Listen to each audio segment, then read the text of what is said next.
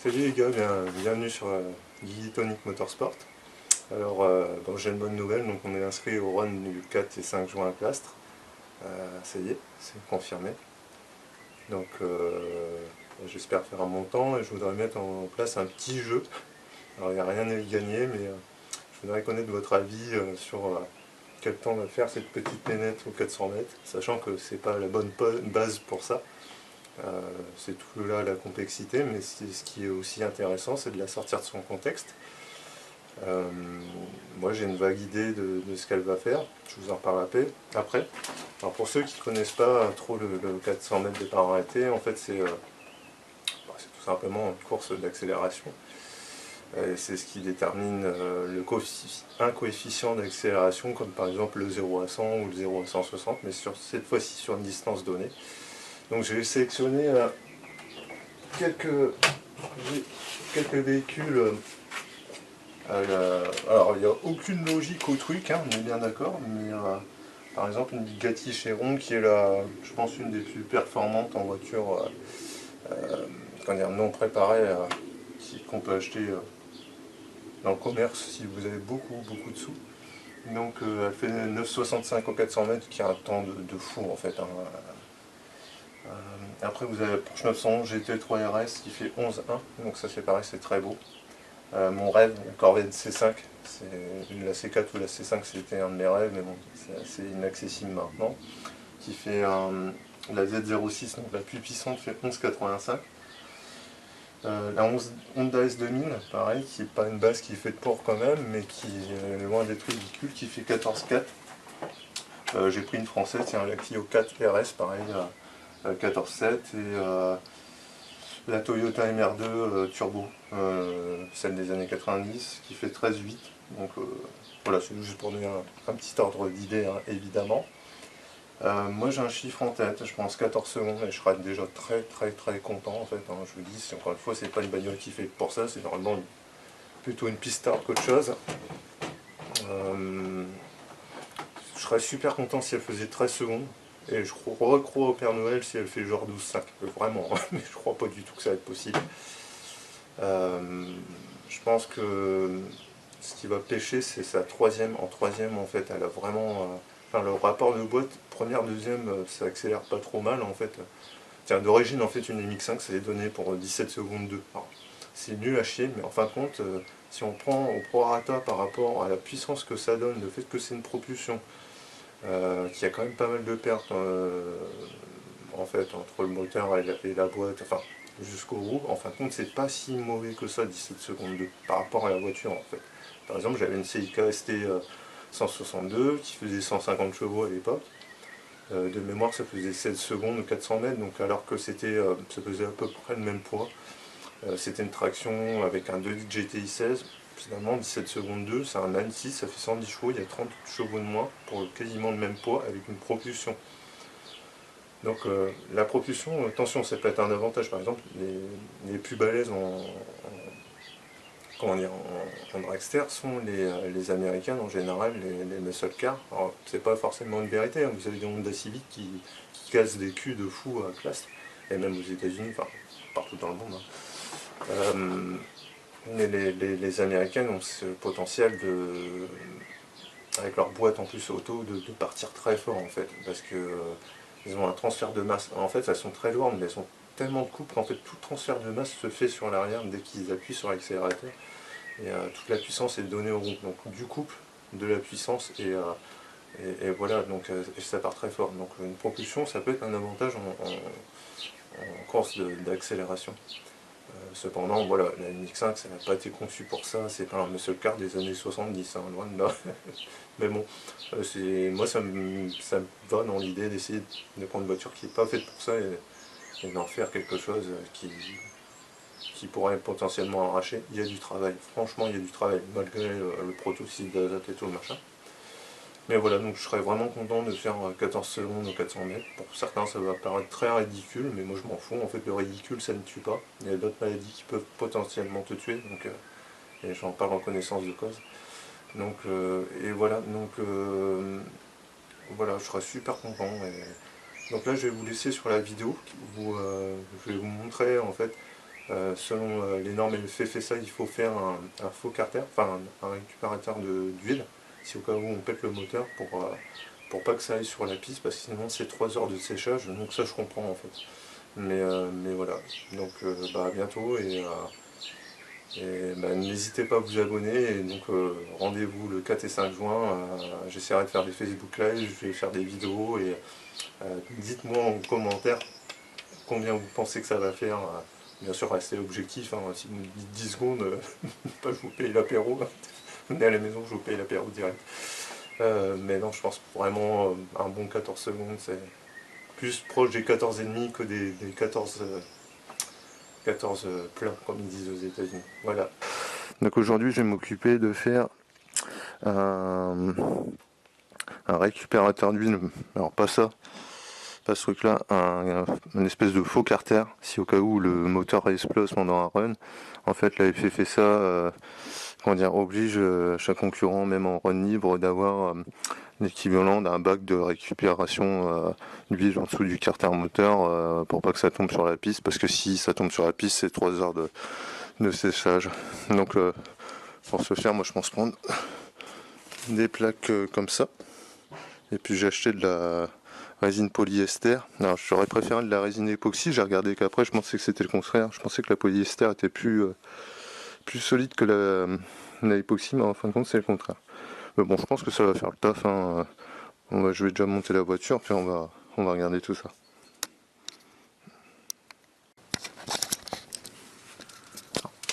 Première question que je me pose, c'est est-ce que je vire le carter d'origine, qui finalement déjà fait office un peu de protection écologique, s'il y a un truc, enfin surtout au niveau du radiateur, je trouve. D'ailleurs, putain, j'ai roulé sans et avec. Chauffe-moi avec le carter, ça permet vraiment, c'est bien foutu. Ça permet vraiment de conduire l'air vers le radiateur et vers le moteur. Bref, pas de question. Moi, mon carter il est là. Mon carter il est là et il vient jusqu'à peu près ici mon doigt.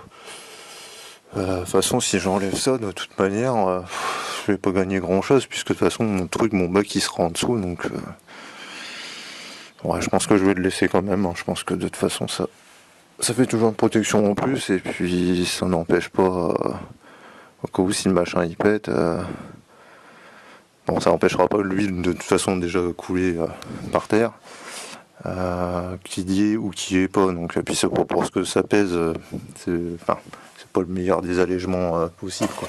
Entre un siège et un carter en plastoc, il n'y a pas photo. Donc je pense que je vais me faire un petit... Faut déjà que je calcule la quantité. Donc moi j'ai 3 litres, on va partir sur une base de 3 litres et demi de contenance d'huile dans le carter. Donc il va falloir que je fasse un petit calcul, mais il y a des sites pour ça. Il y a des sites, on va regarder ce qu'il me faut au niveau largeur déjà. Je vais déjà mesurer, enfin j'ai déjà calculé ce qu'il me faudrait, mais je vais par exemple mesurer. Bon là c'est ma boîte.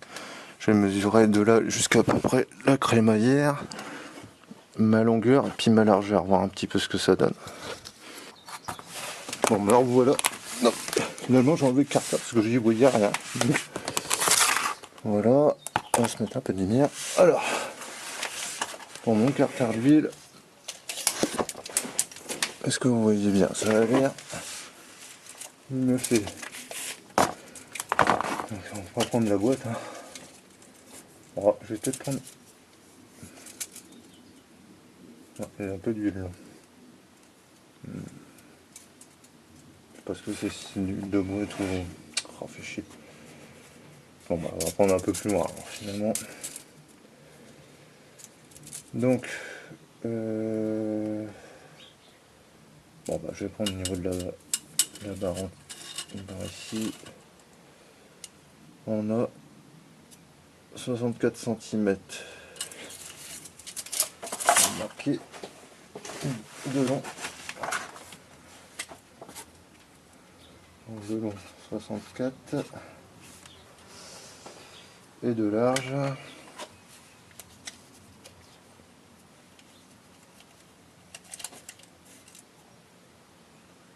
'fin, ouais, ça doit être loin de spi. puis de large. Oh, je prends un peu plus large comme ça au moins. Pas de surprise, 25, mais est-ce que je pourrais me prendre?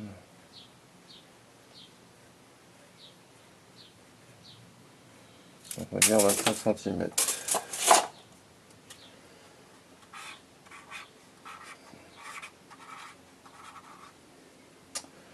Et ben, je vais faire un croquis sur mes plaques noires et puis on va voir ce que ça donne. Et en hauteur, il faut que je calcule, c'est ça qui va me déterminer ma contenance.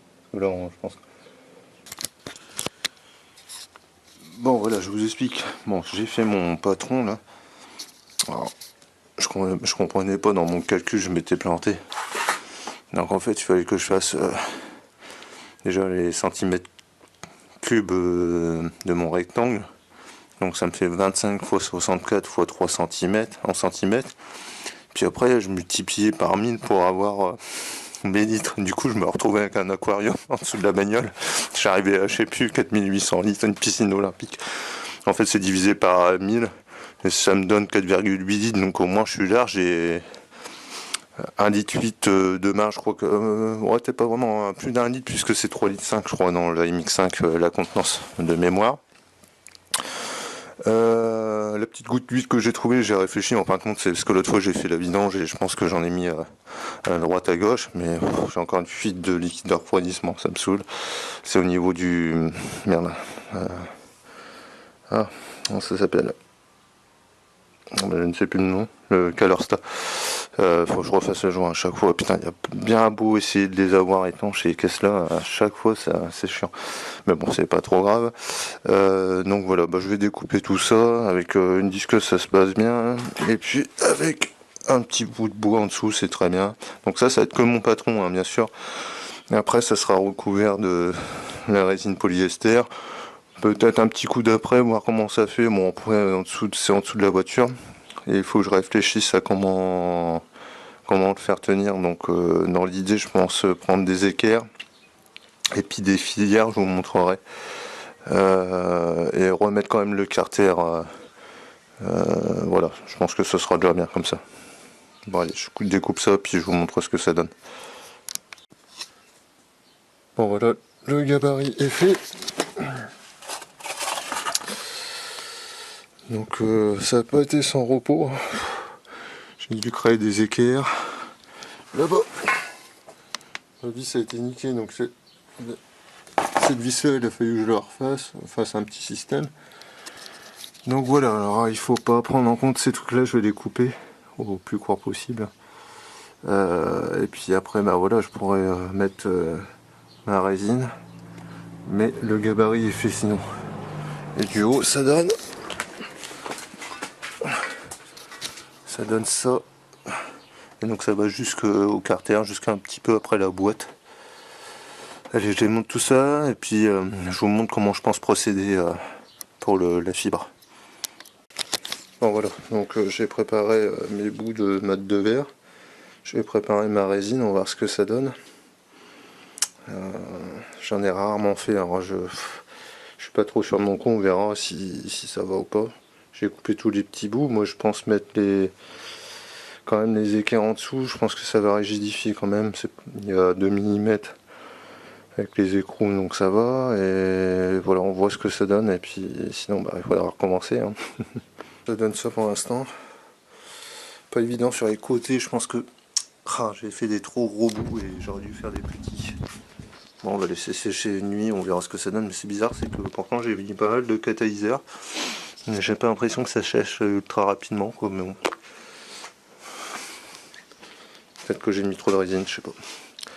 On verra bien. Le principal c'est que ça soit étanche, mais je pense que je vais être obligé de refaire les côtés. Sinon, je ferai l'intérieur aussi, mais bon, je pense que ce sera bon. Hein. Voilà le résultat. J'ai passé un petit coup de disqueuse ponceuse, là, on va dire, de faire propre.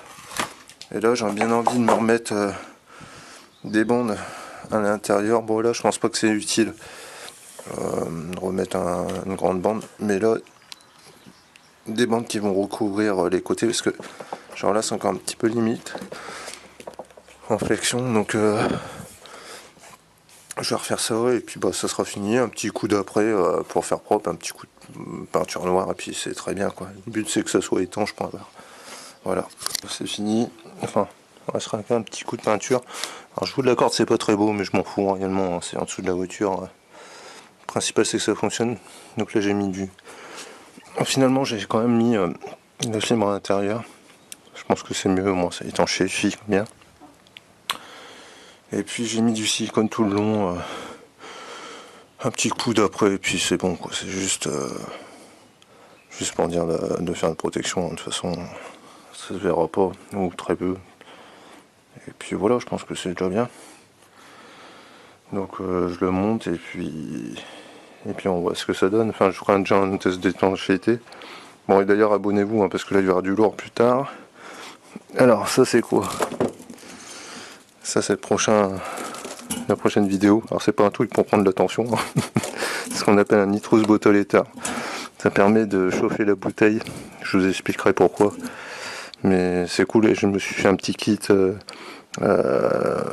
Donc ça vient d'AliExpress et tout machin avec un contacteur de pression qui va permettre. En fait, il va être complètement autonome. Donc ça va être super. Donc ça c'est sur la prochaine vidéo. Voilà. Donc je le monte et je vous montre. Je vous montre le carter et je vous montre ce que ça donne. Les gars, c'est fini. Alors j'ai un petit peu tout renforcé quand même. Bon, je vous l'accorde, c'est pas beau, hein, ça c'est clair, mais je m'en fous. Franchement, le but c'est que ça soit fonctionnel, donc j'ai fait un test d'étanchéité, c'est bon. Puis le but c'est que c'était surtout ça prenne toute la longueur du carter nude, donc on est bien là. On est bien. Voilà, bah écoutez, à bientôt pour une prochaine vidéo et n'oubliez pas de vous abonner.